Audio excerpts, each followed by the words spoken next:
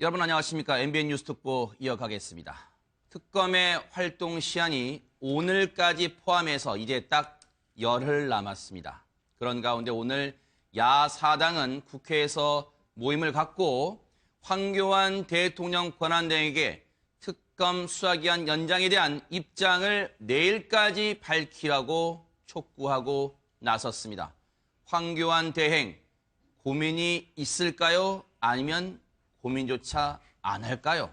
이 내용 포함한 여러 가지 내용 얘기를 해보도록 하겠습니다. 어서 오십시오. 안녕하세요. 자, 먼저요. 오늘 새벽까지 강도 높은 19시간이라는 강도 높은 특검의 조사를 마치고 귀가한 우병우 전 민정수석 얘기를 해보도록 하겠습니다. 먼저 출석 당시 모습과 오늘 새벽 귀가하는 모습 여러분께 같이 보여드리도록 하겠습니다. 최순실 씨 국정농단 방관했다는 의혹에 대해서 어떻게 생각하십니까? 최순실 씨 아직도 모르신다는 입장이세요? 네, 모릅니다. 이석수 특별감찰관 내사 방해했다는 의혹에 대해서 한 말씀 부탁드립니다. 들어가서 아니 잠시만 말씀 좀 해주시죠. 문체부 인사 개입했다는 부분에 대해서 그런 모든 건 조사 받겠죠. 아드님 꽃보직 특혜에 대해서 한 말씀 부탁드립니다. 충분히 밝혔습니다.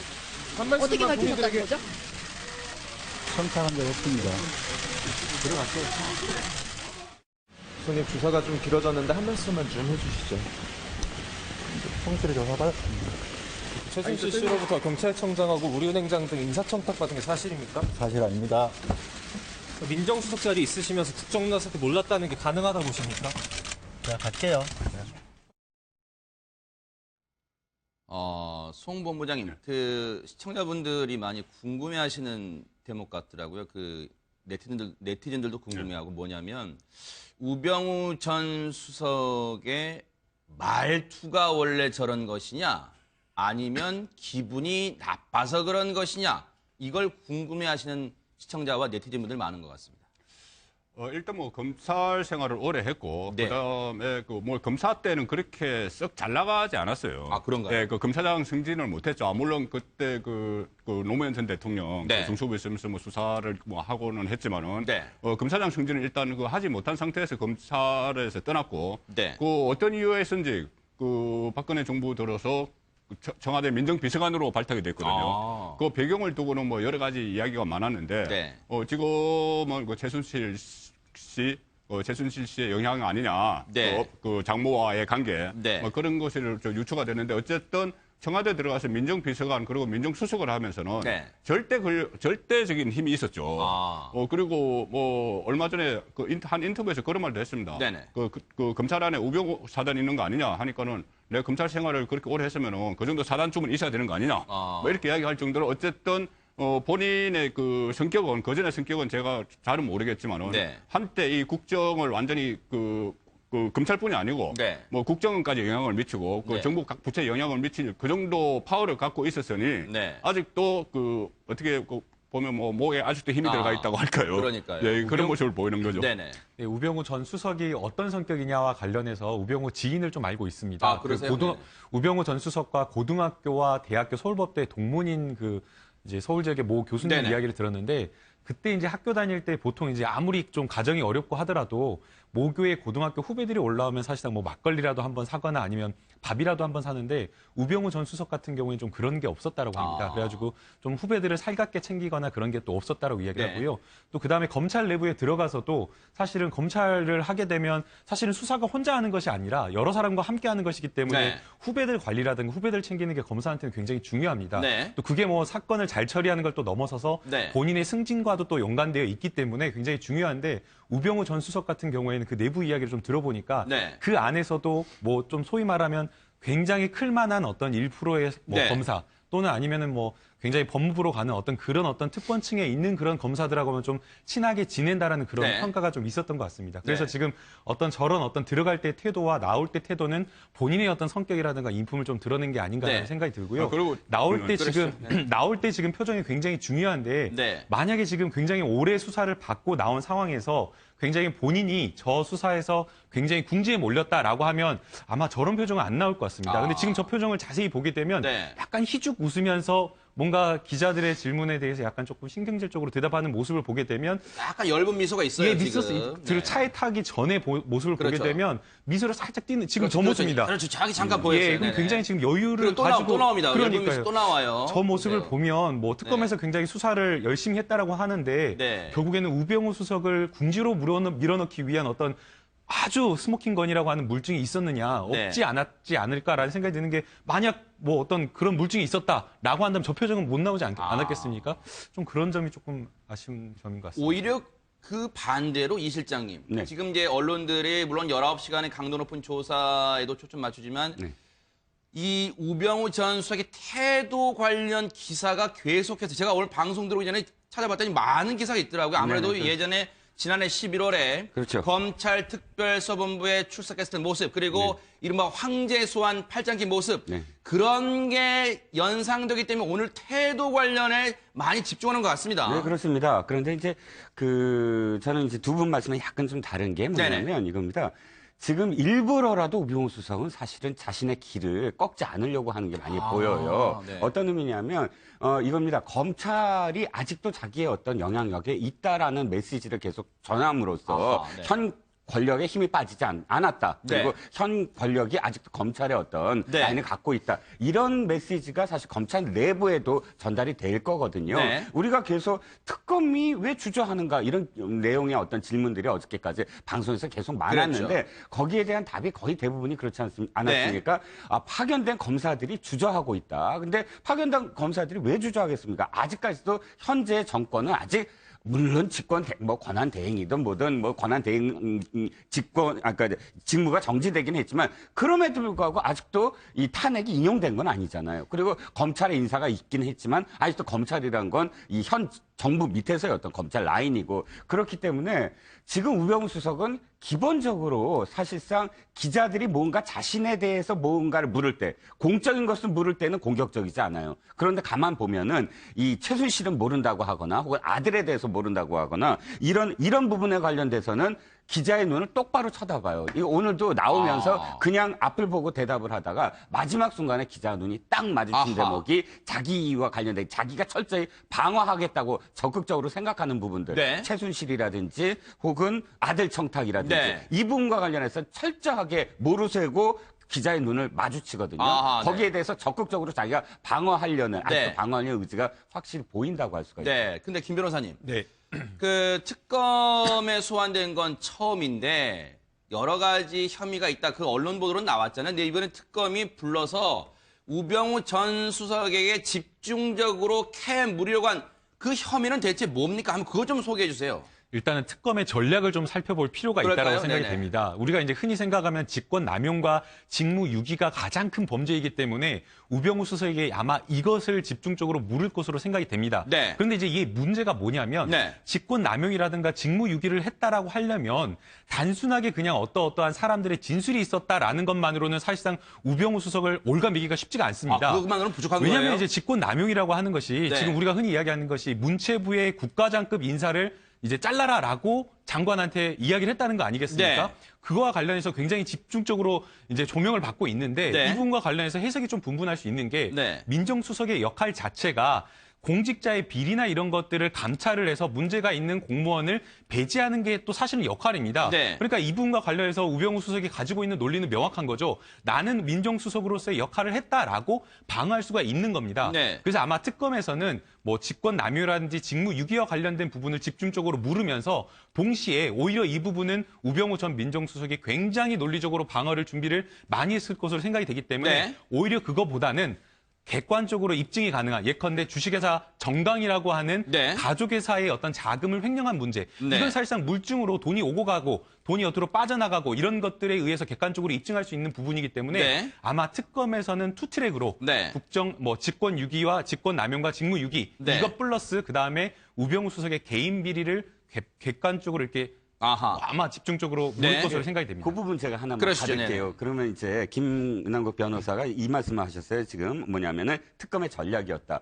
그게 만약 전략이라면 실패한 거예요. 어째서요? 무슨 말이냐면 네네. 자 우리가 사실 우병우 수석의 이 수사의 본류는 최순실과의 연관성이에요. 그러니까 최순실과의 연관성, 관련성 또는 개입 최순실 국정농단에 사실 뭐 방조를 했다? 방조는 증거가 없어요. 그런데 적극적으로 개입해야만 이것이 우리가 이제 특검이 찾아내는 증거 또는 혐의거든요. 네. 그런데 전략적으로 그것을 정곡법을 못하니까 곁가지로 들어간다. 그건 맞아요.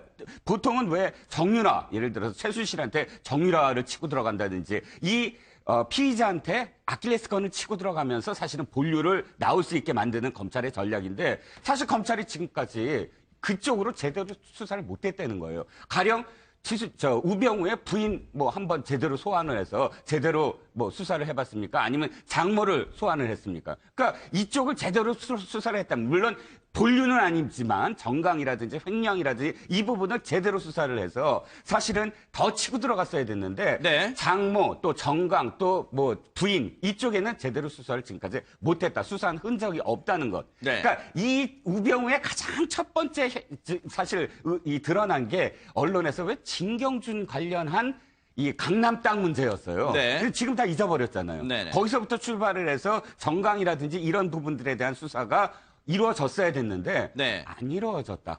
그러므로 지금 사실은 우병우가 이렇게 당당한 것도 네. 내가 아킬레스건이 없다. 나를 더 치고 와봤자 이런 네. 어떤 결과라는 거죠. 네. 우병우 전 수석에 대해서 특검이 소환을 한 건 처음입니다. 그런데 지난해 검찰 특별수사본부가 소환한 이후 60일 만에 우병우 전 수석을 불렀는데 그래서 일각에서는 너무 불러도 늦게 부른 거 아니냐 이런 말이 나오고 있습니다. 그런데요. 우병우 전 수석 지난해 11월에 검찰 특수본에 나갔을 때 했던 말 그리고 어제 진술에서 했던 말 차이점이 없는 게 하나 있습니다. 끝까지 최순실을 모른다고 했는데 우병우 전 수석은 최순실을 모른다고 했는데 우병우 전 수석의 장모는 최순실과 돈독한 사이였다는 증언이 나왔습니다. 지난해 청문회 당시 발언 좀 들어보고 이어가 보도록 하겠습니다. 대통령께 우병우 증인을 소개하거나 얘기를 한 사람은 누굴까요? 대통령께서는 여러 경로로 추천을 받을 거라 생각을 합니다. 제가 알 수 있는 부분은 아닙니다. 최순실 씨 아닐까요? 저는 그렇게 생각하지 않습니다. 그렇게 생각하지 않습니까? 민정부 비서관으로 청와대에 들어갔어. 부자자 여자기. 그래서 최순실이가 나는 여기 기억만 하면 소품 먹는 기분이 소품 민정수석으로 올라간 거야. 자, 그런데 송 본부장님. 특검은요, 우병우 전 수석에 대해서 19시간의 강도 높은 밤샘 조사를 마치고 나서 구속영장 청구도 검토하겠다 이렇게 밝히고 있습니다. 그냥 해보는 말일까요? 혹시 어떻습니까? 그러니까 구속영장을 청구할 수 있을지 없을지 그 부분에 저는 가장 중요한 것이 아까 이제 가족회사의 비리 또 아들 꽃보직 이런 것은 어떻게 보면 그 본질하고 상관없어요. 네. 뭐냐면 이게 특검이 최순실 게이트를 수사하기 위한 특검이죠. 네. 그렇기 때문에 어떤 다른 것으로 이렇게 기소를 했어야 어떻게 이거 특검이 정말 의지를 가지고 했구나 이렇게 평가를 받기 어렵습니다. 최순실 관련된 것을 끄집어내야지. 왜 그러냐면은 네. 그 민정수석이라는 자리가 결국은 네. 대통령 주변에 감독하고 감시하고 어떤 일탈을 하지 못하게 하는 자리인데 오히려 그것을 묵인하고 방조하고 도와줬다면 큰 문제죠. 네. 그렇기 때문에 최순실 게이트와 관련된 것을 특검이 확보를 해서 그걸로 구속영장을 청구를 하면은 네. 그나마 특검이 늦장 소환을 했더라도 그런 의지가 있구나 싶을 겁니다. 가령 예를 들어서 네. 그런 것은 직접 관련이 되죠. 롯데가 K스포츠재단에 70억을 지원을 하기로 했다가 네. 그 다음 날 바로 돌려주는 과정. 네. 그 다음 날 그러니까 압수수색 롯데 압수수색 검찰에서 들어가기 전에 돌려주는 과정. 그렇다면 이 정보가 어디서 나갔느냐? 네. 검찰을 통해서 법무부를 통해서 민정수석실로 나갔고 네. 그렇다면 당시 우병우 민정수석실에서 그것을 최순실 씨 쪽에게 정보를 흘렸고 네. 만약에 이런 것이 드러나면은 이것은 확실한 최순실 씨 게이트와의 연관성이 있기 때문에 네. 그런 부분의 혐의점을 특검이 가지고 있다면은 네. 그나마 그 특검이 의지를 가지고 있었다. 네. 그런 평가를 받을 수 있겠죠. 지난해 청문회 때요. 김경진 의원, 국민의당의 김경진 의원이 이제 골프장 관계자의 얘기를 틀어주면서 그런 얘기를 했습니다. 그 사람의 얘기를 들어본 즉 김장자 씨는 최순실, 16살이나 어린 최순실이 골프장에 오면 버선발로 뛰어갔다 이런 내용이었다라고 전했습니다. 그런데 버선발로 뛰어가서 뭐 맞아주고 가방도 들어주고 그런 사이인 줄만 알았는데 지금 JTBC 보도를 보니까요. 최순실과 함께 수영 강습도 함께 받았다. 이런 내용이 나오고 있습니다. 당시 멤버십으로만 운영이 되는 그 호텔 회원의 얘기가 3년 정도 되는데 3년 전부터는 두 사람이 수영 강습 나오는 걸 알았던 것 같다. 꾸준히 나온 사람은 김장자다.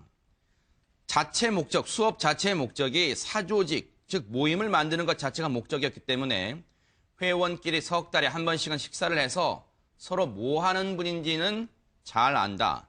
김장자 씨가 청문회에는 아프다고 하고 안 나갔는데 여기 멤버십 호텔 수영 강습 받으러는 왔답니다. 김 변호사님.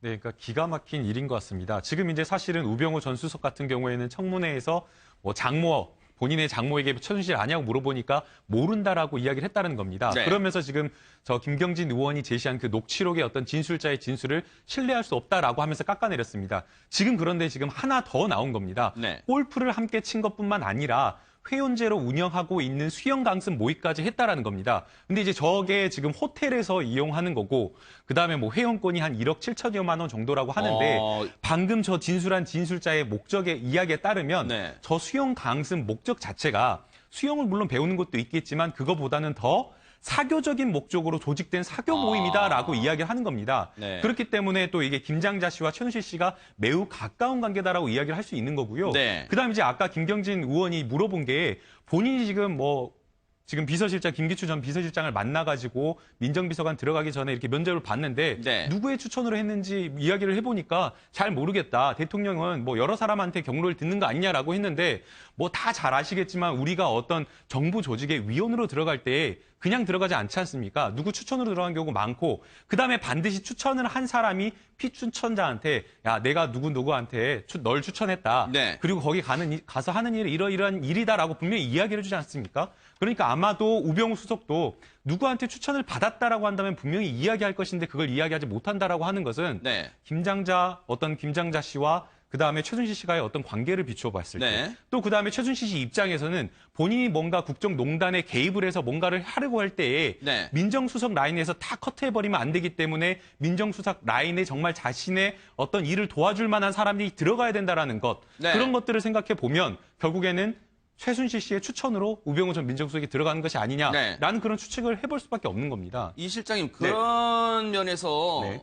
이런 지적이 나오는 것 같아요. 그래서 진작에 우병우 전 수석을 소환하는 것보다 우병우 전 수석의 장모인 김장자 씨를 진작에 소환해서 조사를 했어야 하는 거 아니냐 이런 말도 나오는 것 같습니다. 네, 그렇습니다. 사실 이게 지금 우병우 수석의 어떤 인맥이나 파워 때문만이 아니고 이 김강자 씨의 남편 이강달 씨부터 사실 네. 이강달 씨가 그때 그 기흥 골프장 사건으로 사실 전직 경찰청장을 구속시키게 만든 또 장본인 아닙니까? 그때부터 사실은 무수한 인맥들, 정말 인맥 관리가 엄청났대요. 그래서 왜 김병준 총리 내정자도 이강달 씨 추모 시계 가서 추모사를 할 정도로 아하. 인맥이 그렇게 이 두루두루 이상달 있었는데. 씨인가요? 이상달 이상달 회장. 이상달 회장입니다. 네.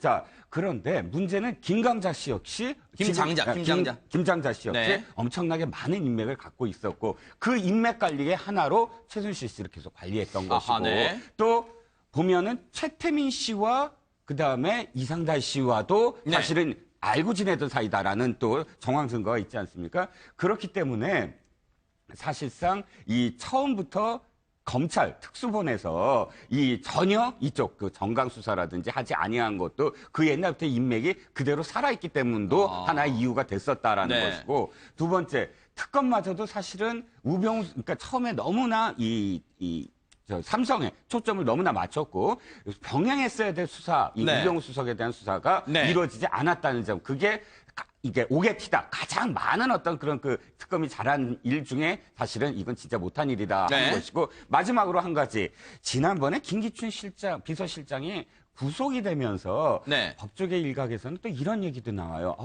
김기춘 실장은 솔직히 법적 일각에서는 조금 무리한 무리한 구속 수사일 수도 있었다라고 보거든요. 그러니까 정확하게 증언 이외에는 아무런 증거가 없었기 때문에 구속할 필요까지가 있느냐. 그럼에도 불구하고 구속을 드라이브 걸어서 했단 말이죠. 네. 그러니까 언론에서도 야 드디어 법률 운운하는 네. 이런 어떤 그 김기춘 실장까지 됐구나. 네. 그런데 그걸 보면서 법조계에서는 야 이거는 사실은 그렇게 함으로써 뭔가 하나의 어떤 또 못하는 부분을 또 이렇게 대체하는 게 아니냐. 그게 우병우 수석의 수사를 제대로 못하는 부분에 대해서 네. 우리는 어쨌든 김기춘까지 구속을 했다라는 것으로 뭐랄까 대체를 하려는 네. 그런 게 아니냐라는 그런 또 의혹도 있었거든요. 네. 어쨌든 우병우 수석은 지금은 특검이 크게 이렇게 올가맬 수 있는 대통령 표현으로 엮을 수 있는 네. 그런 스모킹 건은 없어 보입니다. 그러니까 저는 이제 우병우 전 수석이 결국에는 이제 구상영장이 청구가 돼서 영장이 발부가 되려면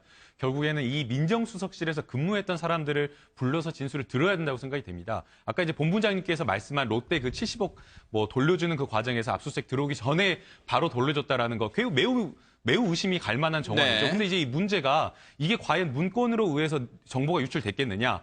검찰의 특별수사본부에서 아마 전화를 해서 누군가 청와대에 있는 사람한테 전화를 해서 알려줬고 또 우병우 수석이 받았다라고 한다면 또 그걸 역시 또 안종범 수석이 전화를 통해서 이런 식으로 했을 텐데 네. 안종범 수석이 이거와 관련해서 내가 누구로부터 진술을 들었다라는 그런 어떤 이야기가 나오지 않는 이상은 사실상 쉽지가 않다라고 생각이 됩니다. 네. 그렇기 때문에 청와대에 작성된 문건이나 이런 것들을 확인하지 않는 이상은 결국에는 민정수석실에서 근무했던 사람들이 야, 국정농단과 관련된 내용들을 너희들이 감사하고 내사한 그런 자료가 있느냐, 실제 그렇게 했는데 그걸 덮었느냐라는 걸 확인해야 한다고 생각이 됩니다. 네. 근데 지금 민정수석실에서 민정수석실에서 근무했던 사람들을 특검에서 불러서 조사를 했는지 여부가 조금 불확실한데 아마 지금 청와대에 있는 사람들은 아마 그런 부분과 관련해서 확인을 해주거나 구체적인 진술을 하기가 어렵기 때문에 결국에는 경찰이라든지 아니면 국정원이라든지 아니면은 파견 나가 있는 어떤 그런 공무원들은 네. 사실상 청와대에 충성을 하기보다는 본인의 어떤 진로라든가 아니면은 본인의 어떤 조직 파견 나오기 전에 어떤 조직들을 생각할 수밖에 없기 때문에 오히려 그런 사람들의 어떤 특검이 불러서 조사를 해서 구체적으로 국정농단과 관련된 내용을 조사했는지 그리고 그거와 관련해서 우병우 민정수석에 보고를 냈는데 이 부분과 관련해서 우병우 민정수석이 그만두라고 했다든지 아니면 그냥 덮으라고 했다든지 이런 구체적인 진술을 확보하는 게 좀 필요하다라고 생각이 됩니다. 송 본부장님, 지금 특검에 히든 카드가 있겠느냐 여기에 이제 관심이 쏠리는데 이런 가운데 한 언론 매체 보도입니다. 뭐라고 하냐면 특검이 우병우에게 보내라는 최순실의 청탁 파일을 확보했다. 이런 보도가 나오고 있습니다. 근데 그 파일의 내용이 뭐냐? 경찰청장, 우리은행장, KTNG 사장 후보의 인사 파일과 함께 뭐라고 거기에 기술이 되어 있느냐? 민정수석실로 보내라. 이런 최순실의 자필이 적힌 포스트잇. 여러분 기억하십니까? 혹시 포스트잇은요. 이 최순실이 즐겨 사용하는 지시 방법입니다. 청문회에서 이게 등장을 한 바가 있죠. 포스트잇이 확보됐다는 그런 내용인데 이 경찰청장은 여러분이 잘 아시는 것처럼 국세청장, 검찰총장, 국정원장과 함께 4대 권력기관장, 줄여서 이른바 빅4로 꼽히죠.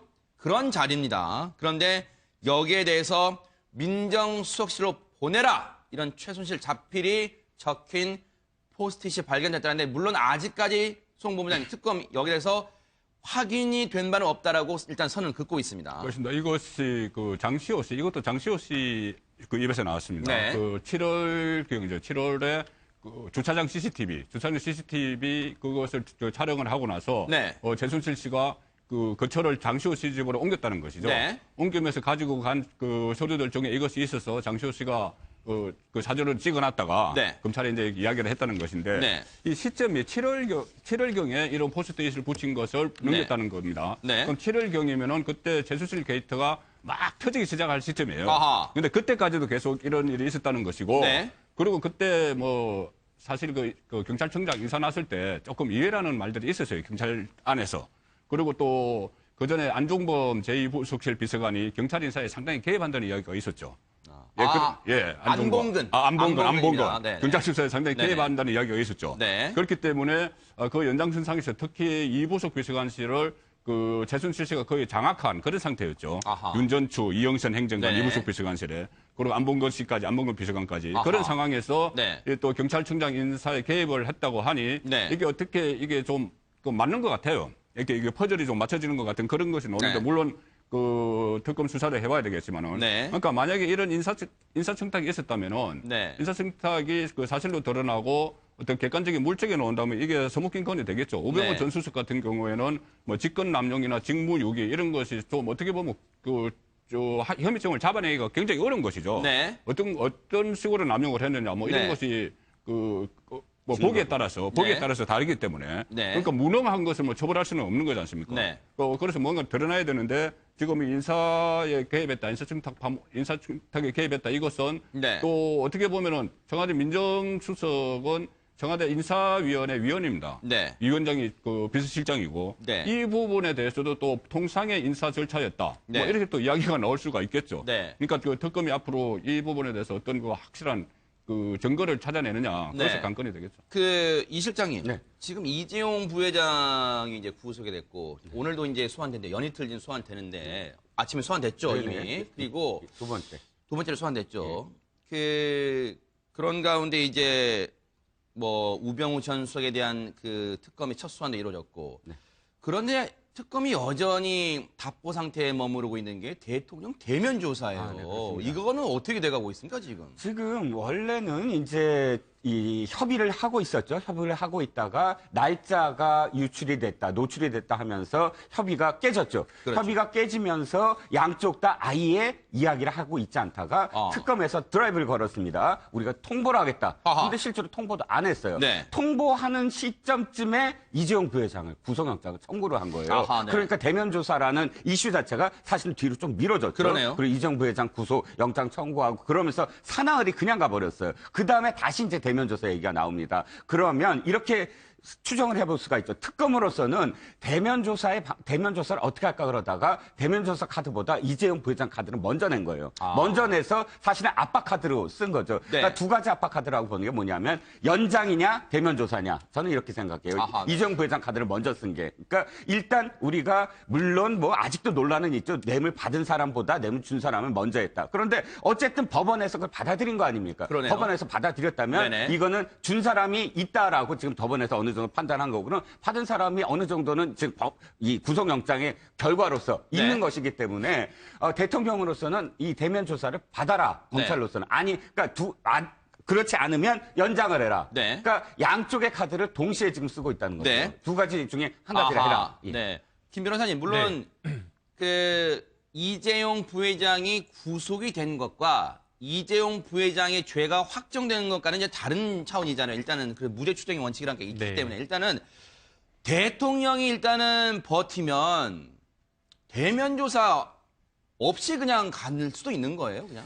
갈 수도 있습니다. 아하. 왜 그러냐면 지금 이제 뭐 뇌물죄 수수자와 공여자가 두 사람이 있는 것인데 네. 사실상 지금 수수자인 박근혜 대통령에 대한 수사를 지금 할 수가 없는 상황인 겁니다. 지금 그럼에도 불구하고 이재용 부회장에 대한 영장이 발부가 됐다라고 하는 것은 법원 내부적으로 이 기록이나 어떤 증거에 비추어 봤을 때 범죄의 상당성이 상당한 정도로 입증이 됐다라고 판단을 하는 겁니다. 네. 특히나 지금 뇌물죄 수사 같은 경우에는 준 사람과 받은 사람이 동시에 존재를 하기 때문에 사실상 일반적으로 봤을 때 아까 국장님께서 말씀하신 대로 양쪽에 대한 수사가 함께 가는 경우가 많습니다. 그런데 지금 그럼에도 불구하고 한쪽이 지금 뭐 수수자에 대한 수사가 이루어지지 않은 상태에서 영장이 발부가 됐다라는 것은 이재용 부회장에 대한 어떤 영장에 필요한 어떤 증거들이 굉장한 정도로 많이 첨부가 됐다. 뭐 이야기 들어보면 특검에 뭐 한 7, 8명이 엄청난 자료를 가지고 지금 캐리어를 끌고 갔다라고 이야기하지 않습니까? 그렇기 때문에 이 공여자에 대한 수사만으로도 충분히 뭐 기소도 가능한 상황이고요.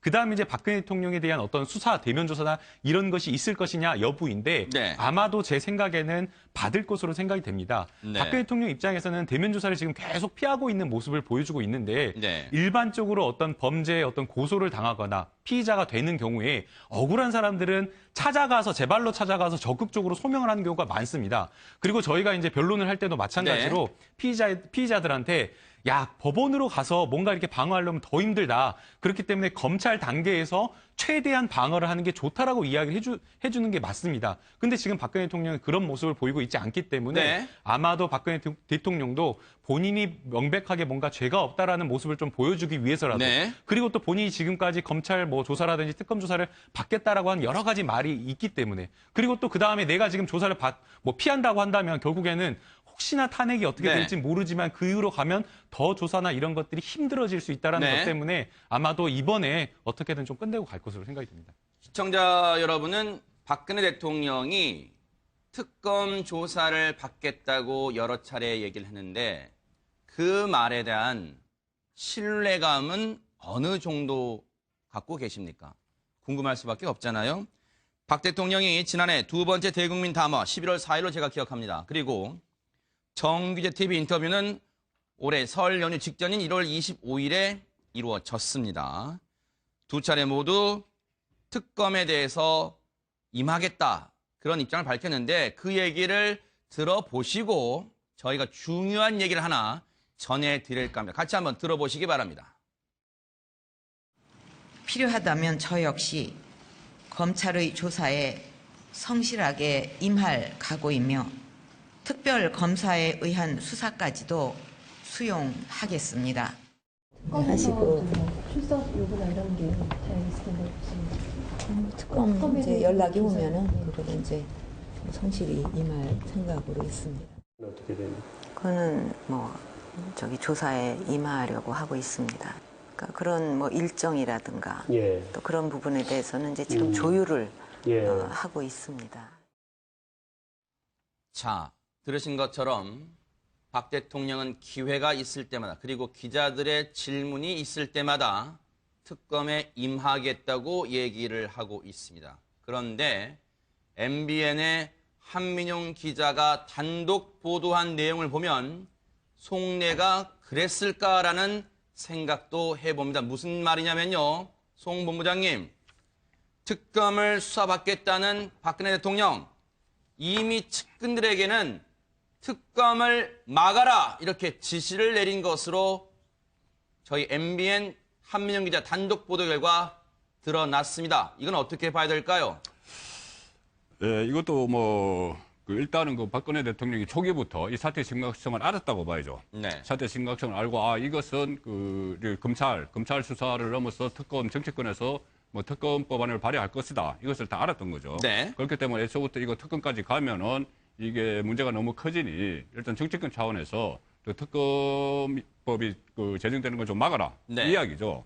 그런데 그때는 벌써 여소야대 전국이었고 네. 이것이 여러 가지 증거들이 보도들이 잇따라 네. 나오기 시작했기 때문에 이 특검을 피할 수가 없었던 거죠. 네. 없었는데 어쨌든 국회에서 특검법안이 처리가 됐고 네. 특검이 실시가 됐고 그 이후에도 대통령이 몇 번 특검 수사에 성실히 응하겠다 이렇게 이야기는 했지만 네. 지금 상황에서는 특검이 중립적이지 않다고 이렇게 네. 생각을 하면서 여론전을 펼치는 상황이죠. 네. 그래서 저는 이 마지막까지 특검의 대면조사, 특검 활동 시할이 이제 일주일 남았는데 대면조사 네. 여기에 저는 오히려 아까 김남국 변호사 전망과 달리 저는 응하지 않을 가능성이 더 높아졌다. 네. 뭐냐 하면은 일각에서는 이재용 부회장을 구속함으로 해서 네. 대면조사에 탄력이 붙었다고 이렇게 평가를 하는데 저는 오히려 구속을 함으로써 대면조사 가능성이 더 낮아졌다고 봅니다. 거부할 명분이 생긴 거예요? 그렇죠. 이것이 아까 말씀하셨듯이 물론 법원의 최종 판결은 아니지만은 네. 어쨌든 뇌물 공여자로 이재용 부회장을 구속을 했으니 그렇다면 뇌물 공유한 사람이 있으면 뇌물을 받은 사람이 있어야 되는데 네. 그렇다면 이것은 본인이 특검 조사에 응하면 뇌물을 받은 사람이라고 인정하는 그런 꼴이 될 네. 수도 있단 말이죠. 네네. 그러니까는 대면 조사는 저는 응하지 않을 것으로 보고 네. 또 특검 연장도 안 될 것으로 보기 때문에 네. 한교안 권한 대행이 특검 연장을 하지 않을 것이고 네. 또 국회에서 개정안이 발의돼 있지만은 네. 여러 가지 이유로 처리가 되기 어려운 상황입니다. 네. 국회 선진화법 이런 것 때문에 네. 그렇기 때문에 일단은 특검은 박근혜 대통령 입장에서는 건너가고 네. 헌재에서 마지막으로 가서 본인 입장 밝히는 그런 수순을 밟지 않겠나 그렇게 생각합니다. 근데 다시 이 실장님께 저희가 질문의 포인트를 다시 명확하게 질문 드려보겠습니다. 제가 네. 왜 한민영 기자의 단독 보도를 재차 언급하냐면 보세요. 네. 이것을 특검을 막으라고 지시가 내려온 게 지난해 10월 24일입니다. 여러분 기억나시죠? 그때 깜짝 개헌 카드를 꺼낸 날입니다. 그런데 지난해 10월 24일 그날 또 저녁에 JTBC가 태블릿 PC를 보도하죠. 태블릿 PC가 언론에 보도되면서 국정농단 사태가 처음으로 세상에 드러났는데 그때 박 대통령이 가장 먼저 막으려 했던 게 바로 다름 아닌 특검 수사였습니다. 앞서 저희가 CG로 보여드렸습니다. 10, 24, 16 이게 뭐냐면 2016년 10월 24일 VIP 대통령을 칭하죠.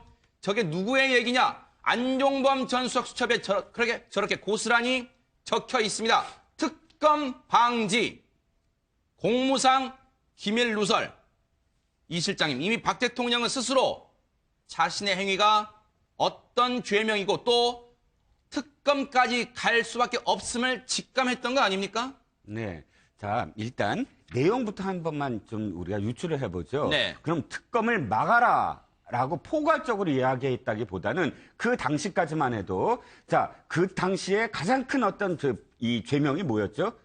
국가기밀누설입니다. 네. 그렇죠? 그러니까 그 당시에는 네. 당시의 날짜니까 당시에 그랬잖아요. 개헌 얘기하고 네. JTBC 보도를 했는데 보니까 정호성 메일에 따르면은 이 국정 이 연설을 바꾸거나 혹은 국가 기밀이 MB와 만나서 이명박 대통령과 만났을 때 북한과 접촉하고 네. 이런 것들이 넘어갔다 이미 최순실한테 이런 내용들이 JTBC 첫 보도였습니다. 네. 그 첫 보도에 대한 지금 반응이에요. 네. 그렇다면 공무상 기밀 누설이라고 표현되는 부분들에 대해서는 특검에 대해서 이것을 공격할 것이다. 네. 여기에 대해서 대응 논리를 개발해라. 네. 이렇게 지금 해석될 부분이 있거든요. 네. 곧 지금 우리가 해석할 수 있는 부분이 이겁니다. 네. 특검이 앞으로 어떻게 할 것인가에 대해서 철저하게 대비해라. 네. 라는 지시였다. 그러니까 여기서 단초를 얻으려면 처음부터 특검을 해서 내가 솔직하게 다 내가 겪은 걸 다 이야기해야지. 네. 진상조사에 다 나서야지. 네. 라고 보는 게 아니고 그거는 네. 사실 너무 뭐랄까 나이브한 어떤 해석이고 그게 아니라 특검이 앞으로 하는 것에 따라서 또 우리가 노출되는 것. 저 당시만 해도 JTBC가 그 다음날 어떤 보도를 할지 몰랐어요. 네. 그리고 거기에 따라서 대통령도 사실은 굉장히 네. 낮았습니다. 자세가 겉으로는. 네. 그랬는데 속으로는 철저하게 대비를 하고 있었다. 네. 그런 어떤 단초는 우리가 볼 수가 있는 것이죠. 네. 박상병 교수님께 여쭤볼게요. 제가 재차 여쭤보는 이유는 뭐냐면 10월 24일은요. 특검의 티읕자도 안 나오고 검찰 특별수사본부도 꾸려지기 전입니다. 그런데 이미 안종범 전 수석의 수첩에는 특검 방지란 특검이 등장합니다. 이건 어떻게 해석해야 될까요? 특검 조사를 지금 계속 받겠다고 하는데 그때부터 특검 받겠다는 생각이 정말 없었던 걸까요? 자, 지금 이 특검은 국회에서 결정하는 겁니다. 네. 그러면은 대통령 입장에서는 자칫 이 수사가, 그러니까 검찰의 특수본 수사로 끝을 냈으면 좋겠는데 정치권에서 일고 있는 특검 수사 논의와 관련해서는 대통령 지시가 나오는 거예요. 방금 나왔잖아요. VIP. 정치권 얘기를 해서 막으라고 얘기한 거예요. 근데 못 막았잖아요. 네. 상황이 변경된 거죠. 그러니까 대통령은 애당초 특검 수사 받을 생각이 없었던 거예요. 어떻게든 여권을 동원해서 또는 야당과 협의를 해서라도 특검을 막기 위한 지시를 했다. 네. 다시 말하면 대통령은 이 사건에 대해서 상당한 내용을 알고 있었던 겁니다. 알고 있고 특수본 수사가 마무리되면 이걸로 종결될 줄 알았고 네. 그래서 정치권에서 일고 있는 특검은 막아라라고 지시를 했는데 네. 자, 그러면 지금은 어떨 것인가? 상황이 상당히 바뀌었습니다. 어떻게 10월 바뀌었을까요? 24일하고 지금하고는 전혀 다른 상황입니다. 왜냐하면 네. 이미 특검이 삼성 이재용 부회장도 지금 구속됐어요. 대통령 탄핵은 거의 지금 초읽게 들어갔습니다. 그리고 대통령 주변에서 많은 사람들이 국정농단으로 다 지금 줄줄이 구속되어 있습니다. 그때와는 상상도 할 수 없는 일들이 지금 벌어진 겁니다. 자, 네. 이 상황에서 대통령이 그러면은 특검 수사를 받을 것인가 안 받을 것인가? 저는 받을 가능성이 높다고 봅니다. 제가 이거 떠났습니다. 네. 하나는 뭐냐면은 대통령이 특검 수사를 받겠다고 그랬어요. 법치라고 얘기했습니다. 자, 이거 특검 수사도 안 받으면 봐보시죠. 특수본 수사도 안 받았습니다. 검찰 수사도 안 받았어요. 압수수색 안 된다고 그랬습니다. 어떤 협조도 안 했습니다. 그다음에 지금까지도 계속 대통령과 그 말들을 바꿔왔습니다. 마지막에 본인이 얘기했던 특검의 수사도 안 받는다라고 말하면요. 탄핵 이후에 대통령에 대한 이 비난 여론이 상승을 초월합니다. 마지막 남아있는 박 대통령의 자존심까지도 그 지지 세력이 정치적으로 막을 수 있는 명분이 없어요. 네. 하나. 두 번째는 특검을 안 받을 경우에 유리한 게 뭘까 그러면. 자, 특검 수사를 안 받으면 대통령이 진짜 유리할 거예요, 판이. 특히 헌재와 관련해서 유리하지 별로 않습니다. 네. 오히려 더 대통령한테 불리할 수가 있습니다. 네. 그러니까 확실하게 유리한 게 없습니다. 네. 그러면 굳이 반대할 이유가 없는 것이고 네. 세 번째는 특검 수사를 안 받을 경우에는 황교안 대행이 특검 수사 기한을 연장해달라고 하는 국회 소추위원회를 말해서 어떻게 답변하기가 쉽지가 않아요. 그렇잖아요? 이거는 황교안 대행한테도 굉장히 그 고민이 되는 문제입니다. 그 얘기는 저희가 잠시 뒤에 해볼게요. 그래서 이 세 가지를 총합해 볼 때 네. 대통령은 특검 수사를 받을 것이다. 네. 다만 성실하게 받지는 않을 것 같아요. 네. 크게 세 가지죠. 기억이 안 나는데요. 그거는 제가 모르는 일입니다. 네. 아, 그렇게 됐어요? 그거는 저는 엮은 겁니다. 네. 요 세 가지가 아마 핵심 포인트가 될 것 같아요. 김 변호사님께 여쭤보고 또 송 본부장님 다른 얘기로 한번 가보겠습니다. 앞서 저희가 CG로 보여드렸습니다만은 태블릿 PC 보도가 터진 그날 10월 24일부터 10월 25일까지 다음 날 이튿날 새벽까지 최순실과 박근혜 대통령 간에 무려 10차례 통화가 이루어진 것으로 지금 특검이 파악을 하고 있고 그때 안종범 전 수석의 수첩에 뭐라고 되어 있냐? 그리고 화살표가 되어 있고 입국되어 있습니다. 김 변호사님, 혹시 저 두 가지 정황을 맞춰보면 이 태블릿 PC가 보도가 터진 이후에 대통령이 아무래도 최순실을 입국시켜서 강제로라도 들어오게 해서 이 여론을 잠재우는 게 낫지 않겠느냐? 그리고 10차례 통화에서도 그걸 강조하지 않았을까 하는 생각도 합리적으로 해볼 수 있을 것 같습니다. 그럴 가능성이 매우 높다라고 생각이 됩니다. 최순실 씨가 그 주에 수요일 날 세계일보와 인터뷰를 한 기사가 그렇죠. 나왔습니다. 네. 그 내용 가장 말미에 보면 네. 최순실 씨 본인이 건강이 좀 안 좋아가지고 심장이 좀 안 좋아가지고 네. 사실은 비행기를 좀 타기 어렵다라는 이야기를 했습니다. 그러면서 이제 쭉 나왔던 한 2, 3일 쭉 나왔던 이야기가 최순실 씨가 결국에는 해외에 도피하면서 아예 한국으로 들어오지 않을 생각이다라고 이야기를 한 겁니다. 아하. 다 그런 전방이었는데 그러다가 갑자기 그 주 금요일 날 최순실 씨의 변호사인 이경재 변호사로부터 최순실 씨가 급히 들어오기로 했다라고 해서 그 주 일요일 날 들어온 겁니다. 그렇죠. 네. 이상하다라고 했는데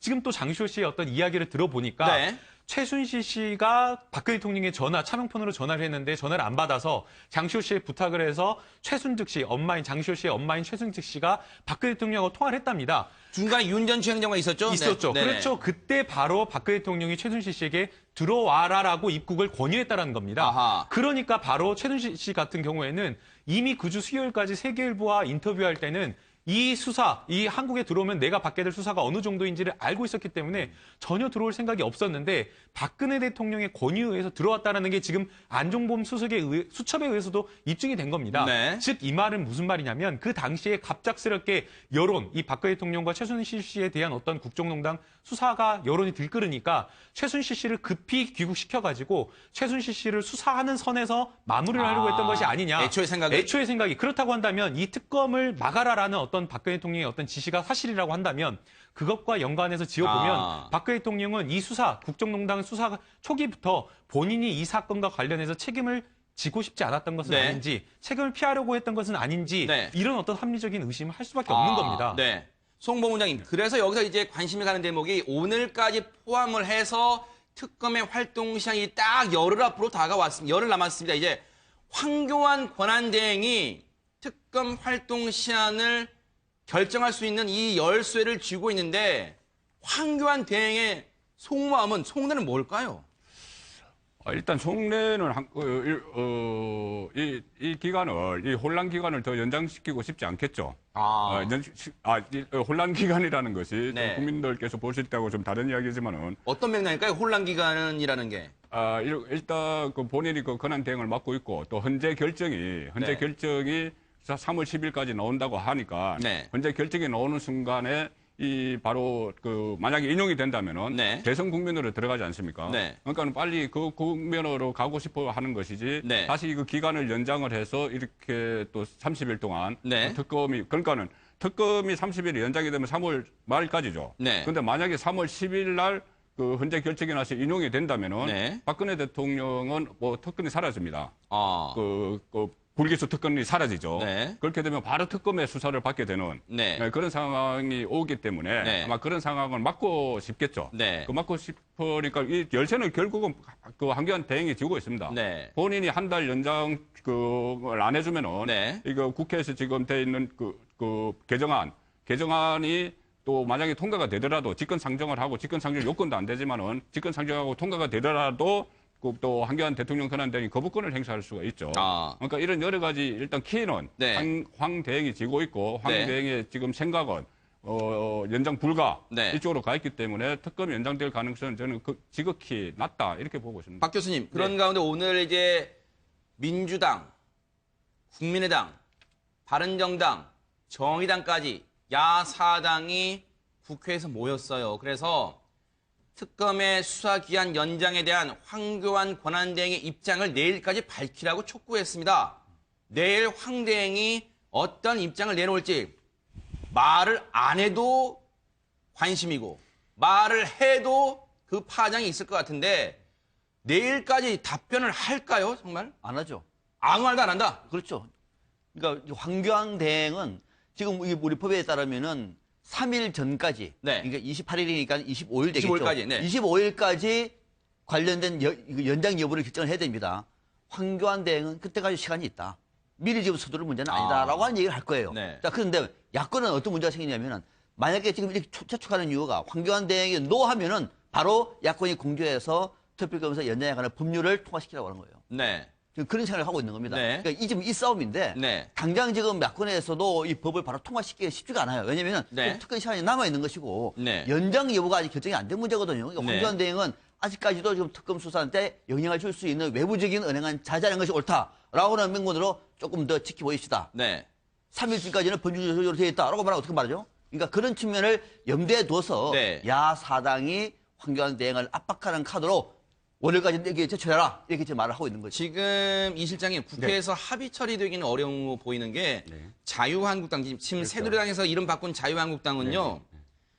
대놓고 이제 특검 연장할 필요가 없다 이렇게 밝히고 있습니다. 원내대변인과 당대변인까지 다 나서서 특검 연장은 불필요하다 이렇게 입장을 밝히고 있습니다. 네, 그렇습니다. 산 넘어 산이에요, 사실. 이 개정안이 통과되려면. 첫 번째, 상임위가 지금 자유한국당이 보이콧하고 있잖아요.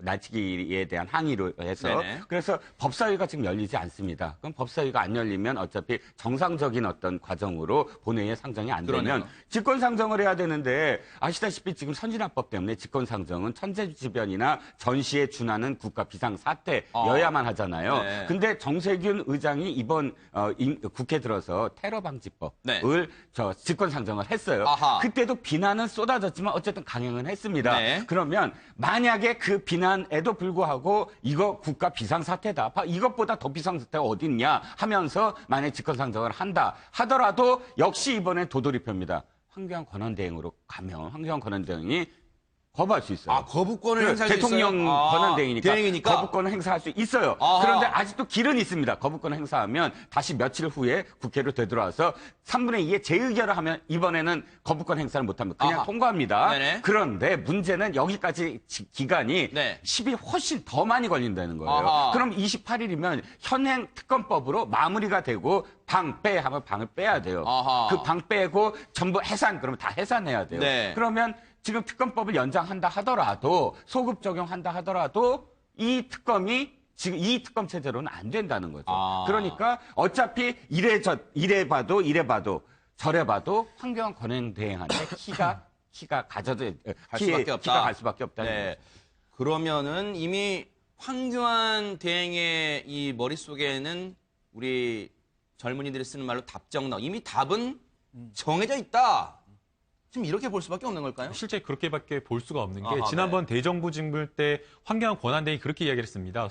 특검 수사기간 연장을 해줄 것이냐라고 하니까 지금 20일 남은 시점에 수사기간 연장 이야기를 하는 것은 남은 기간 동안 특검이 수사를 열심히 하지 않겠다라는 것이다라고 하면서 엉뚱한 이야기를 한 겁니다. 그때 지금 상황을 보게 되면 청와대에서 압수수색을 거부하고 있었던 상황이었고 네. 박근혜 대통령은 사실은 대면 조사도 사실상 뭐 기일이 유출됐다 해가지고 거부하고 있는 상황이었지 않습니까? 네. 그렇다고 한다면 이거는 특검은 수사를 열심히 하려고 했는데 청와대에서 사실은 수사에 응하지 안 해가지고 특검 수사가 막혀 있었던 상황인데 그것을 네. 사실상 특검 탓으로 돌려가지고 특검이 수사를 열심히 하지 않으려고 한다 이런 네. 이야기를 했다라는 걸 보면 이미 그 당시부터 황교안 권한대행은 이 특검 수사기간 연장에 대한 답을 이미 정하고 있었다 그렇게 평가할 수밖에 네. 없을 것 같습니다. 황교안 대행이 네네. 이 듣고 올게요. 네. 판단을 네네. 그 대통령 권한 대행으로서 판단을 하느냐 아니면 대선 주자로서 판단하느냐. 그게 이걸 다를까요? 살펴볼 필요가 있죠. 네네. 예, 권한 대행 입장으로야 아까 제가 말씀드린 뭐 그런 이유가 있겠지만은 대선 주자로서 판단을 한다면은 이 만약에 그 특검 기한을 연장을 해주면은 보수청 그러니까 친박 보수청이 지지를 하지 않겠죠, 당연히. 당연히 지지를 하지 않는다고 그렇다고 중도청이 저 호응을 할 리도 없어요. 한교안 그 대행에게. 네. 중도청이나 진보청에서 호응을 할 리는 없고, 네. 다 대신 이것을 만약에 그 연장을 불허한다면은, 네.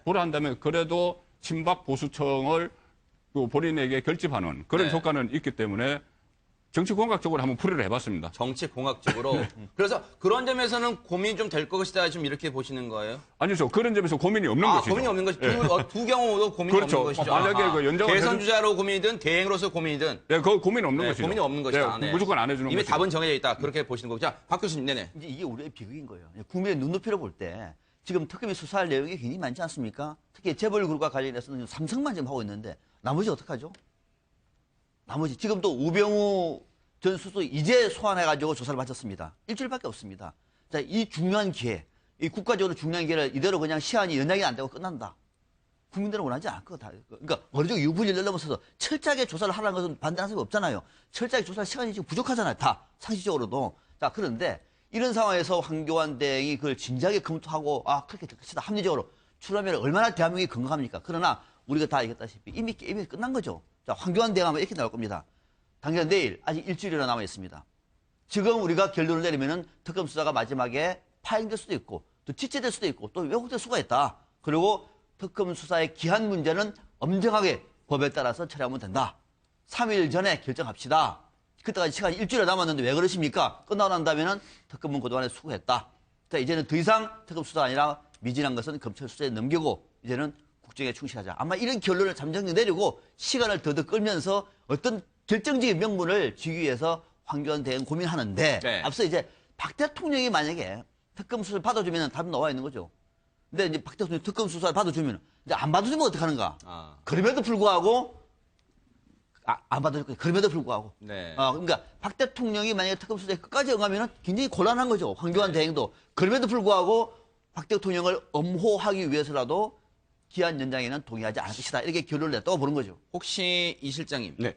이렇게 볼 수도 있을까요? 박 대통령이 지금까지 특검의 대면 조사를 받지 않고 있다는 게 황교안 권한대행 입장에서는 일종의 메시지로 해석을 해서 활동 시한의 연장에 동의하지 않는다. 이렇게 좀 풀이가 되는 수도 있는 걸까요? 어떻습니까?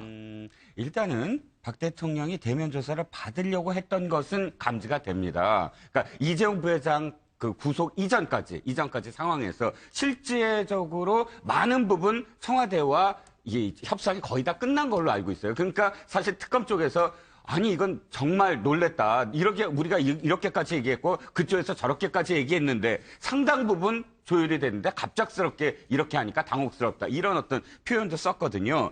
그렇다면 박 대통령 입장으로서는 최대한 자기를 방어하면서 대면 조사를 하려고 했으나 지금 상황은 달라졌다라는 것이고 그럼 대면 조사와 관련해서 사실상 지금 특검 입장에서는 청와대가 먼저 얘기해라. 협상을 하든 먼저 얘기해라 하는 기싸움을 지금까지 하고 있는 것 같아요. 그럼 청와대는 거기에 안 들어가고 있거든요. 안 말려 들어가고 있어요.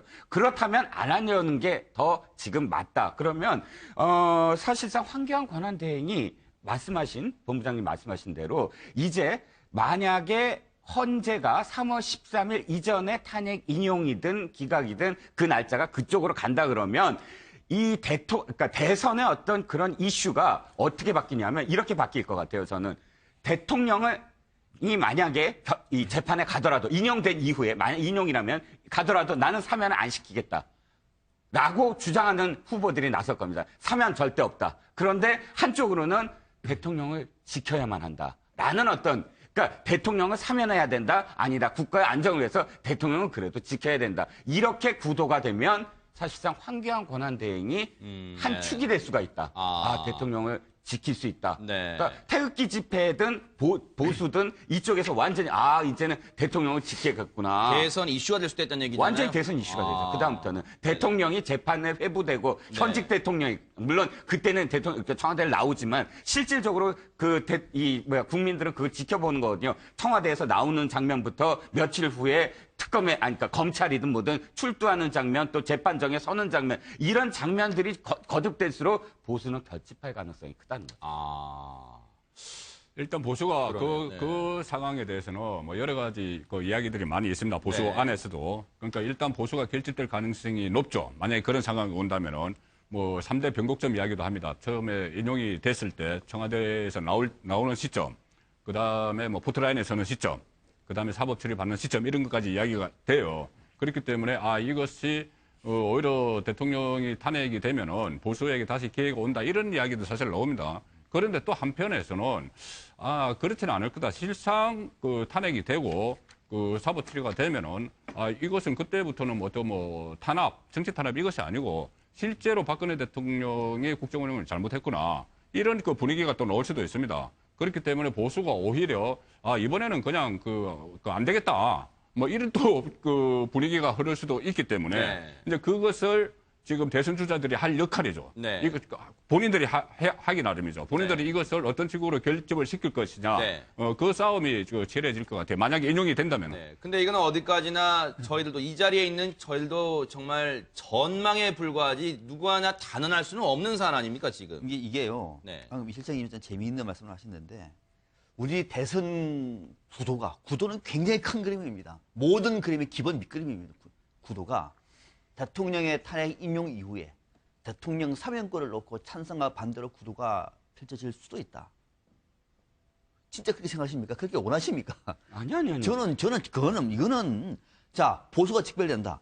자 대한민국의 보수는 국회가 탄핵을 했고 헌법재판소도 탄핵을 했는데 그 탄핵된 범죄 대통령을 옹호하는 것이 대한민국의 보수입니까? 이게 뭐 하는 보수입니까 이게? 저는 보수도요 이런 보수에 이미 끝난 겁니다. 이거 보수의 문제가 아니에요. 자, 대한민국에서 정말로 제대로 된 보수가 만들어지기 위해서는 이 대통령 범죄를 이제는 검찰 특검은 끝났으니까 그 당시에는 검찰 수사를 통해서 구속돼야 되는 거죠.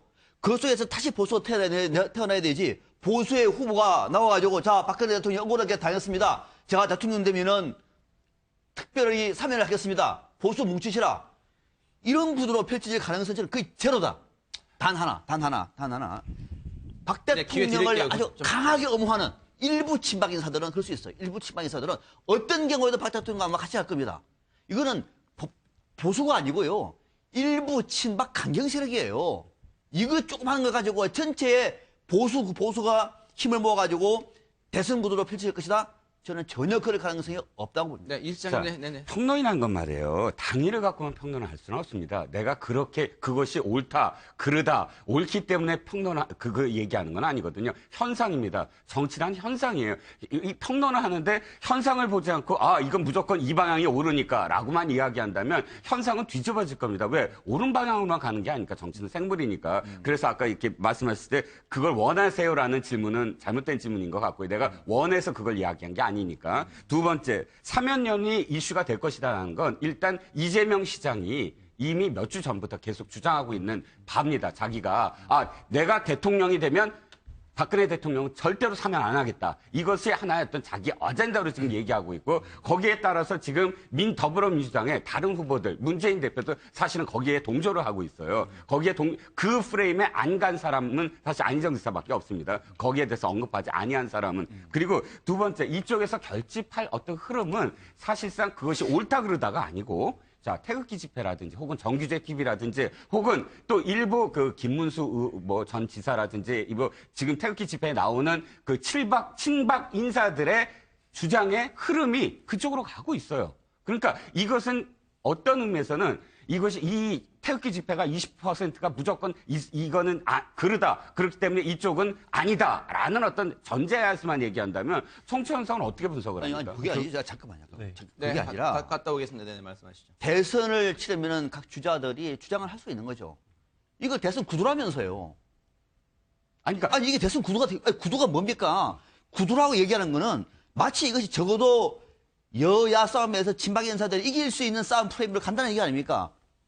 그게 현상이에요, 지금? 그렇게 보십니까? 갈 수 있다는 거죠. 그러니까 옳다 그러다가 이제 그 현상으로 갈 가능성이 있으니까 말씀드리는 거 아닙니까? 저는 그럴 가능성이 없다고 그런 거예요. 예, 예. 그러니까. 우리가 이것은 그 앞으로 그러니까는 그 헌재 결정 이후에 전국이 어떻게 될 건지 그거 이제 그 예상하는 거잖아요. 그러니까 이게 아무도 모르는 모른다. 거예요. 그러니까 네네. 우리가 지금 인용됐다고 가정을 해서 예상을 해서도 안 되고 또 기각됐다고 가정을 해서 예상을 해서도 안 되죠. 그러니까 그 양쪽 경우에 여러 가지 그 차이가 있을 겁니다. 특히 예를 들어서 헌재 결정이 7대1로 되는지 뭐 또 6대1로 되는지 여기서도 또 약간의 변수가 있을 거고 결국은 이것은 정치인들이 이 상황을 어떻게 활용할 것이냐 지금 뭐 보수를 뭐 결집을 하려고 할 것이냐 뭐 이런 부분인데 지금은 가장 우려되는 것은 뭐 보수가 그 결집을 할 수 있고 없고 뭐 이것보다는 그 인용 탄핵 결정이 되고 나서야 혼란 상황입니다.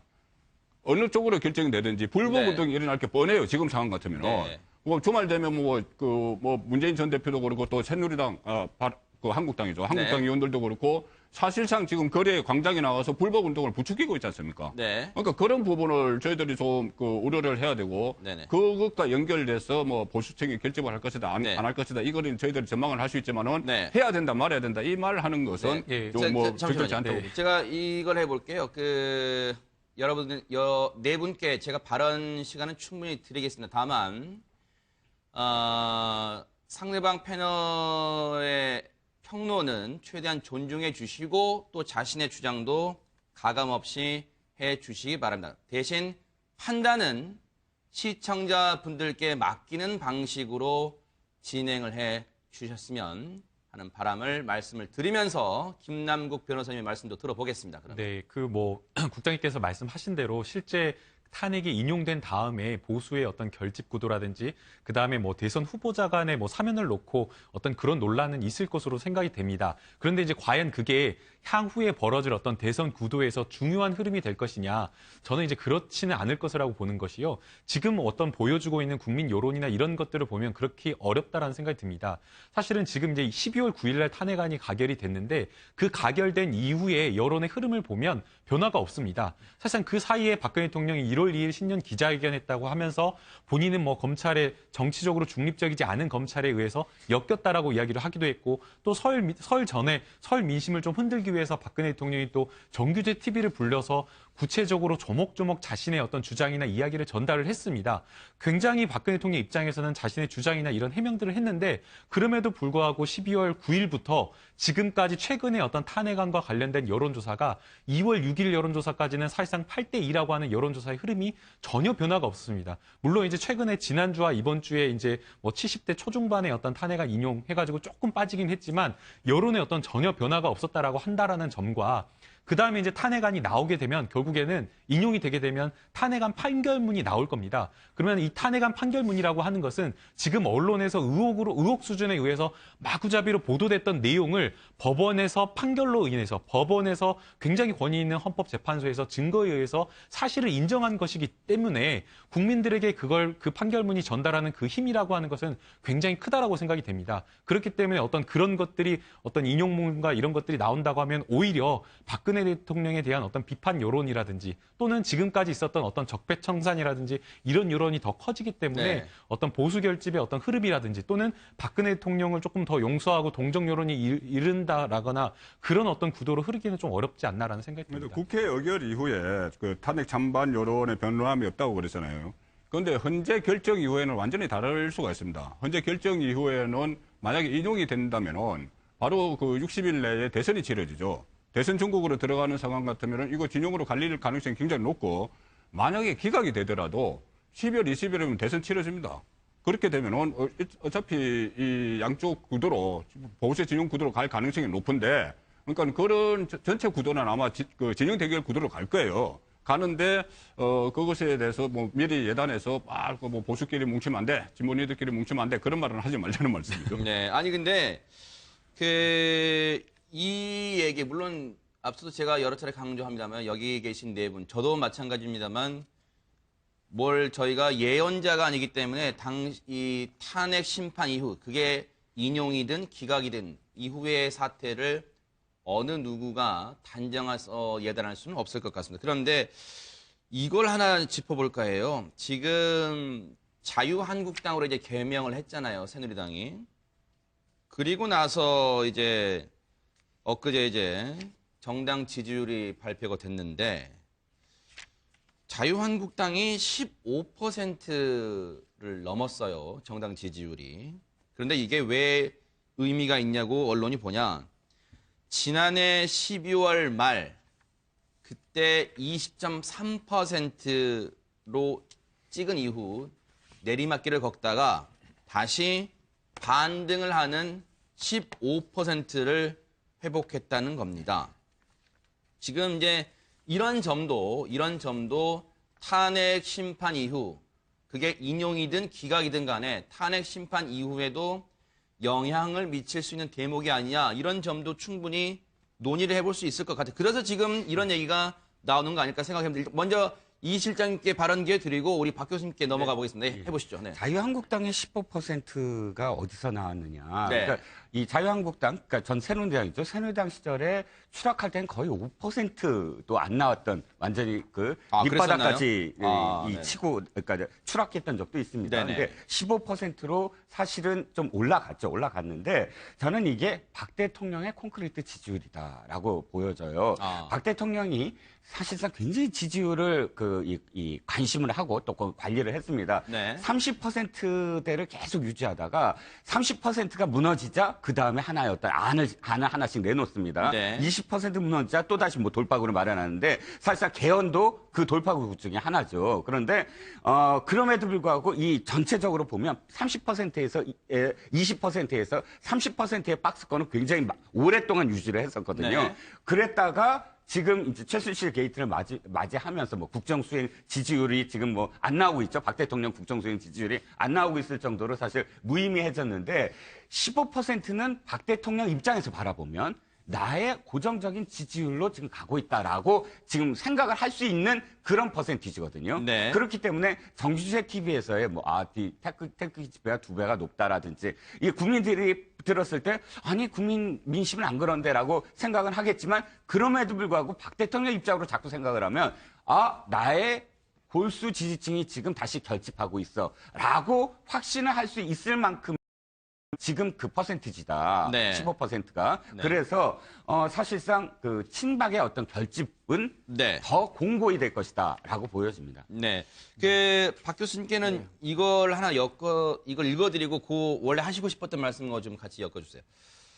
지금 보면은 태극기 집회에 여당 의원, 이젠 자유한국당이죠. 자유한국당의 의원들의 참석 인원도 많이 늘어나잖아요. 그리고 거기에서 이 쏟아내는 발언의 수위도 많이 격해졌다고 할까요? 지금 강도가 세지고 있는데 혹시 이런 부분도 지금 탄핵 심판 국면에서 뭔가 이 국면이 여론이 돌아서고 있다, 운동장 기울기가 변하고 있다, 이런 뭔가 판단에서 나오는 걸까요? 어떻습니까? 아니, 여론이 진짜 기울고 있습니까? 저는 그렇지 않다고 봅니다. 네. 여론이 기울지 않고 있습니다. 오히려 더 강고해지고 있습니다. 국민 여론은. 어제 촛불 집회 안 보셨습니까? 물론 과거에 비해서 태극기 집회가 뭉치는 건 있겠죠. 막판으로 갈수록 다. 그러나 이것이 무슨 분위기가 뭐 반전되고 천만의 말씀을 생각이 들고요. 그럼 앞서 지금 말씀하신 것처럼 그럼 왜 지금 자유한국당의 지지율이 15% 안팎이 되느냐? 그럴 수가 있는 거죠. 왜? 박근혜 대통령의 탄핵에 반대하는 사람도 분명히 있을 겁니다. 뭐 보수든 진보든 뭐 중도든 간에 이런저런 이유로 심지어는 문재인 전 대표가 미워서 탄핵에 반대하는 사람도 있을 거예요. 저도 어제 가지고 깜짝 놀랐습니다. 문재인 전 대표에 대해서 반대하면서 탄핵에 드는 사람들. 그냥 그 이유입니다. 그러니까 이 사람들은 탄핵에 반대, 탄핵 정국에서는 탄핵에 찬성과 반대쪽으로 여론이 양가를 치게 하는 건 당연하잖아요. 그러니까 탄핵에 찬성하는 쪽은 문재인 전 대표와 더불어민주당 쪽으로 가는 것이고 반대하는 쪽은 어디로 갈까요? 새누리당 가는 거예요. 지금 이것이 그럼 정당 지지율이냐? 탄핵이 헌재에서 끝나고 나면 전혀 다른 상황이 벌어지는 겁니다. 그래서 이것을 보수가 결집하고 있다고 판단하지 마시라는 거예요. 보수가 아니라니까요. 친박이에요, 친박. 그러니까 대한민국에 그런 보수가 15%밖에 안 됩니까? 그러니까 이걸 우리가 워딩을 정확하게 쓰지 않으면은 뭔가가 우리가 마치 무슨 현상이든 현실이든 간에 왜곡을 한다니까요. 그래서 지금 박근혜 대통령의 탄핵을 반대하는 사람들은 정당 지지율과 관련해서는 유일한 정당, 자유한국당 할 수밖에 없는 거예요. 이것을 자유한국당이 잘하니까 저들 15%? 그러면 이게 안에 있는 대선 후보들을 왜 지지율이 안 그럽니까? 그러니까 냉정하게 보자는 얘기예요. 근데 진보도 친문 진보가 있고 비문 진보가 있듯이 친박도 보수도 친박 보수가 있을 수 있고 비박 보수가 있을 수 있는데 그 교집합이 또 따로 있을 수 있고 완전히 분리될 수는 없는 거라고 보거든요. 그거는 뭐 진보 정년도 마찬가지고 지금 그 자유한국당이 저는 상승하는 이유는 임명진 그 비대위원장이 그런 말을 했죠. 물론 뭐 그게 부적절한 말이라는 평가도 있죠. 어쨌든 내부에서는 지금쯤은 우리도 대선 후보를 낼 만큼 국민들이 좀 이렇게 마음을 좀 주셨다 이런 말을 한 그런 상황. 그 상황이 지금 자유한국당이 그렇게 생각을 하는 것이고 물론 그것이 비판을 할 수도 있지만 생각하는 것이고 일부 그 유권자들도 거기에 대해서 호응을 한 결과가 이 정도 그 지지율이 나온 것 같고 여기다 또 한교안 효과 있죠. 한교안 권한 대행이 또 어떤 그 대선 주자로 떠오를 수 있는 그런 효과에 대한 기대도 하는 것이고 또 지금은 바른정당의 지지율이 그 처음에 예상했던 것만큼 올라가지 못하니 그 지지율을 그 한국당이 가져가는 것이고 마지막 하나는 이게 탄핵이 임박했습니다.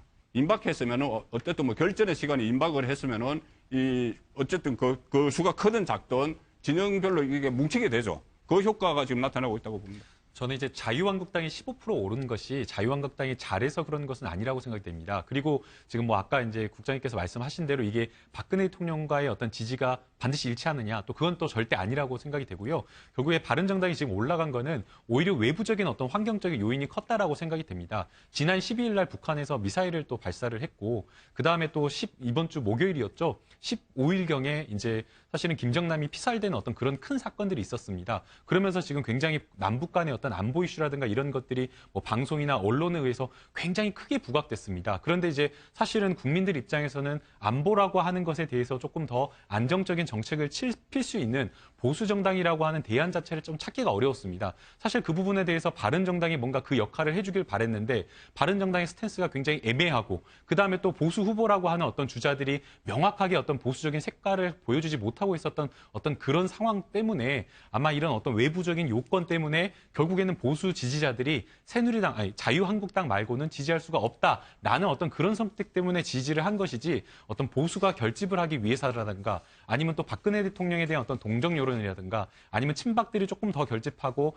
뭐 탄핵이 기각돼야 된다는 여론이 올라가서 자유한국당을 지지하는 것은 아니라고 생각이 됩니다. 지금 이 국면을 좀 지나서 한 일주일이나 2주일이나 또 지나가지고 탄핵 국면으로 또 접어들어가게 되고 지금 어떤 북한의 이슈라든가 북한의 어떤 위기 상황이 조금 더 완화된다라고 하면 또 이 자유한국당의 어떤 지지가 좀 빠지지 않을까라는 그런 분석입니다. 그 안보 얘기 이제 북한 문제 얘기한 김에 그 김문수 전 지사가 계속 태극기 집회에 나가서 이런 얘기를 하고 있습니다. 그 얘기 잠깐 해볼까요? 문재인 씨는 이건 제 표현이 아닙니다. 김문수 전 지사의 표현입니다.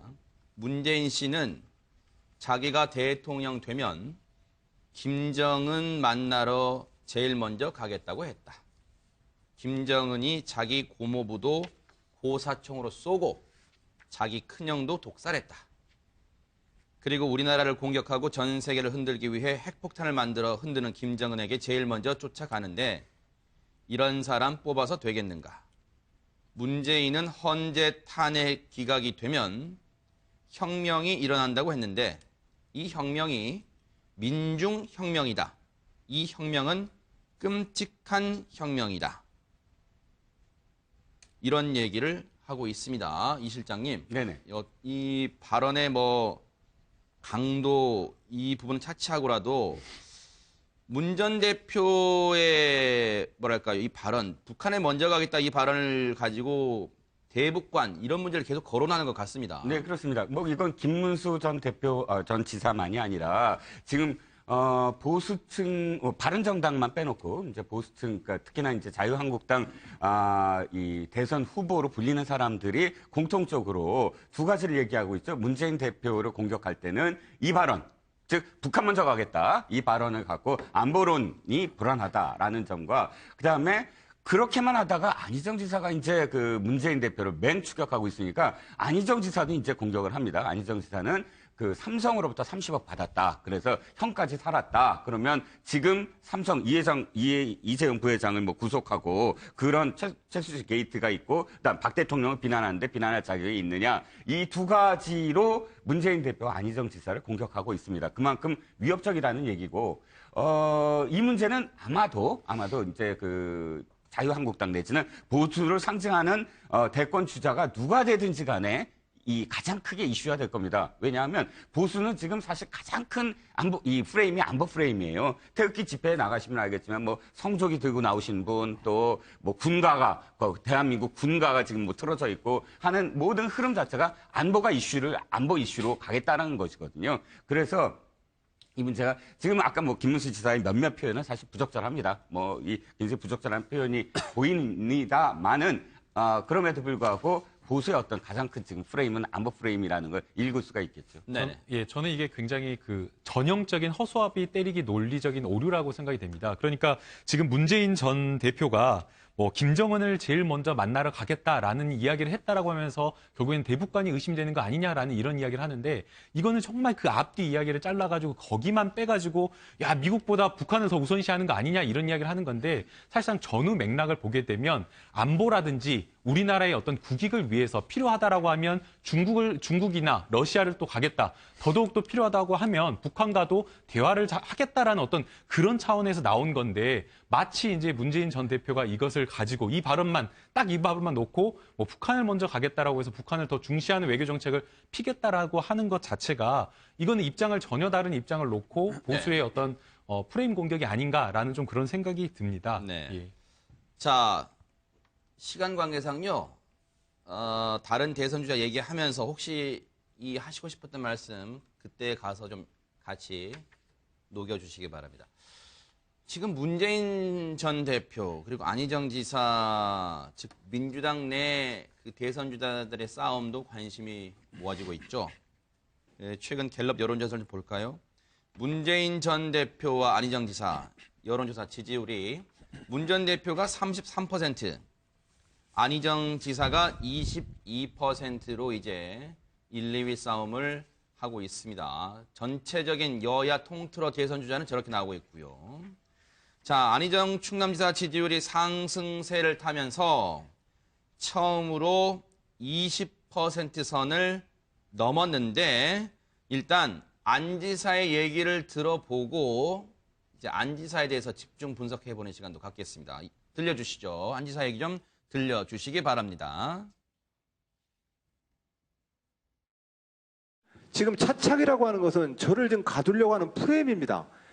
그리고 다음 기회에 이러는데 저는 그 다음 기회가 저를 위해서 기다려준다고 생각하지 않습니다. 벌써부터 그러시면 5시간 동안 못 버티십니다. 조금 자제해서 천천히. 문 후보에 대해서 얘기 안 하는 거 보니까 쟤 아무래도 차차기 모양이라. 그 문재인 쉴드 치러 나온 모양이라고. 그러니까 뭐 얘기를 못 하겠더라고요. 김대중 노무현의 역사를 잊고자 하는 이 역사에 감히 장자가 되고자 하는 젊은 정치인으로서 저의 도전은 가장 강력한 정권 교체의 카드가 될 것입니다. 저는 국민이 바라는 새로운 정치와 정치 개혁을 위해서 노력해왔습니다. 네. 박 교수님, 뭐 언론들은 이제 특히 신문들은 제목을 달기가 편한 면도 있어서 그러겠지만 지금 안 지사 얘기할 때는 뭐 돌풍이라는 그 제목을 달고 있어요. 근데 박 교수님 분석으로 보실 때 돌풍이라고 보시는지 그리고 최근 상승세 원인은 뭐라고 좀 보시는지 한번 같이 한번 분석을 해주시죠. 그렇죠. 지금 안희정 지사 돌풍이죠. 돌풍인가요? 그렇죠. 한 달 숫자에서 22%까지 올라왔는데도 그 돌풍에 거품이든 진실이든 간에 거기 나타나는 현상은 돌풍이죠. 이만한 사람 없습니다. 그리고 또 안희정 지사 주변의 얘기를 들어보면은 비판하는 사람들이 많지가 않아요. 상당히 좀 매력적인 인물인 것 같아요. 네. 저도 다니면서 많은 사람들 얘기를 듣지 않겠습니까? 안희정 지사에 대해서는 그렇게 비판적이지 않아요. 오히려 제가 더 비판하고 있는 것 같아요. 아, 그런가요? 뭐 그 정도로 안희정 지사에 대해서는 국민들의 여론이 상당히 좋구나라고 하는 생각이 들고 또 방금 말하는 거 들어봐도 문재인 전 대표와 확실히 차별성이 있는 거죠. 말하는 게 매력적입니다. 이렇게. 네. 또 그 매력적이다 보니까 중도로 확장할 수 있는 능력이 훨씬 더 네. 문재인 전 대표보다는 강하다 보니까 네. 중도층 또는 보수층의 지지를 받으면서 지금 22%까지 가고 있는 겁니다. 네. 자, 그런데 문재인 전 대표 두 사람은 같은 정당 아닙니까? 경선을 해야 됩니다. 그죠? 네.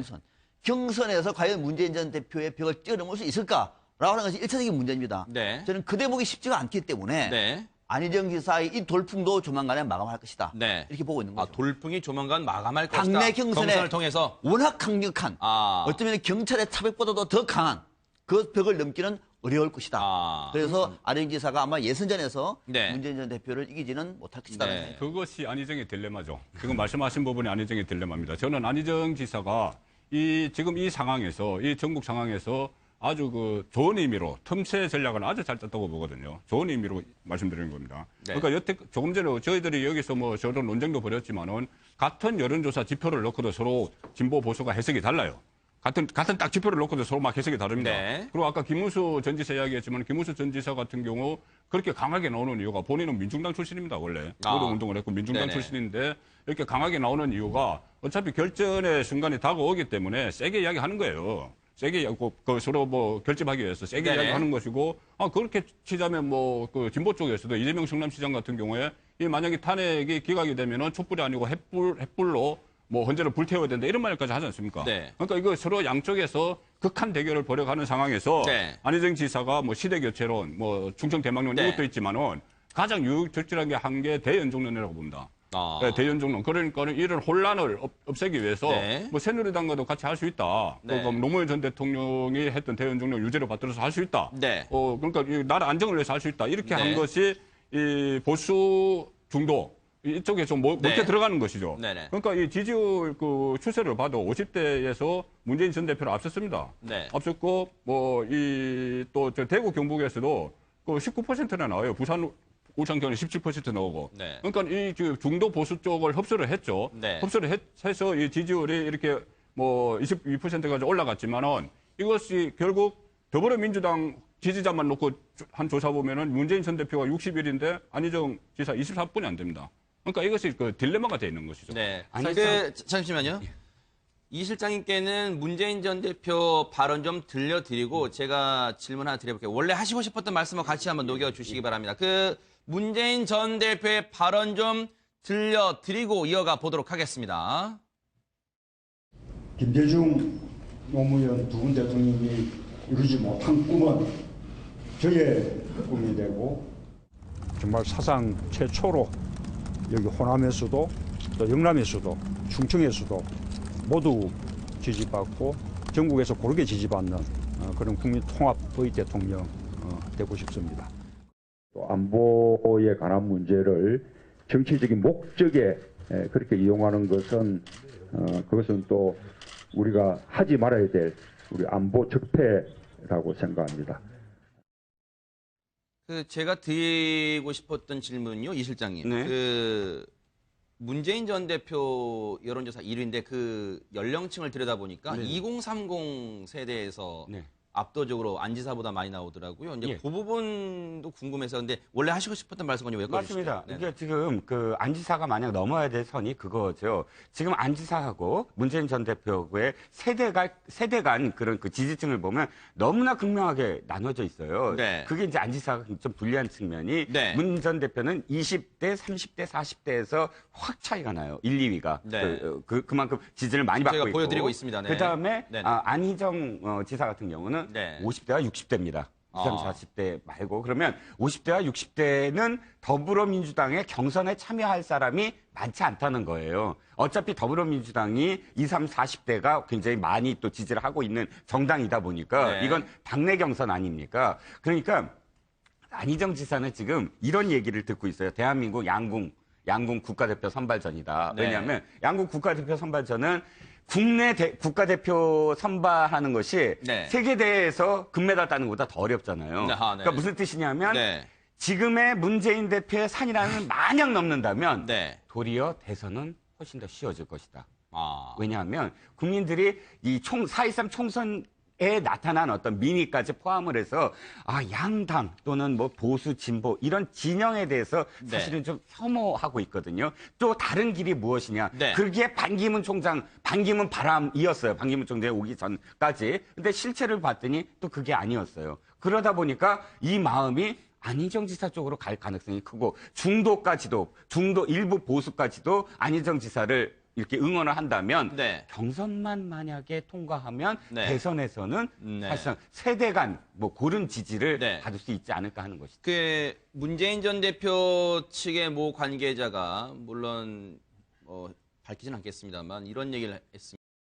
언론이 안희정 지사의 앞서 우리 박 교수님이 인정하신 돌풍, 그 돌풍에만 너무 초점 맞추는 거 아니냐. 여론조사 1위를 달리는 후보의 어떤 멍해 아니냐. 너무 비판적인 지적들이 많은 거 아니냐. 이런 볼멘 소리가 있습니다. 어떻게 보세요? 근데 이제 사실은 그 변화, 그러니까 대선 1위 주자로 그냥 딱 정해져 있는 사람보다는 사실상 아주 급변하는 변화에 사실은 언론이나 국민들의 관심을 가질 수밖에 없는 거기 때문에 그런 어떤 비판이나 어떤 볼멘 소리를 사실상 이야기하기 좀 어려울 것 같습니다.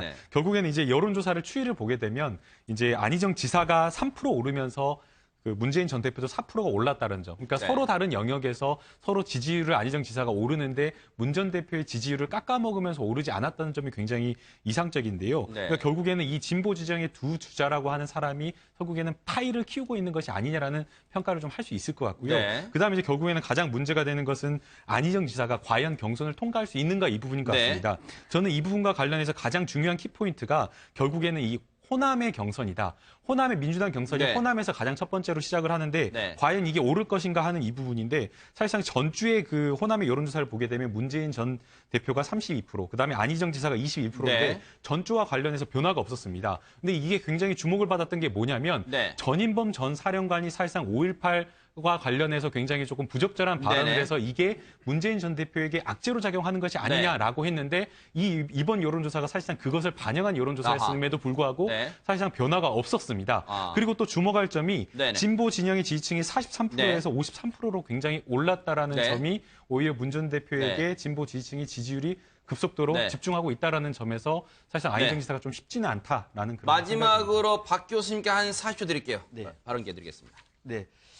지금 아마 안희정 지사의 돌풍이 갖고 있는 메시지는 뭐냐면은 핵심 메시지는 안희정 지사가 좋고 또 담론이 깨끗하고 또 중대 학생 수도 다 포함됩니다만 결정적으로는 뭐냐면 문재인 전 대표에 대한 견제 카드라고 봐요.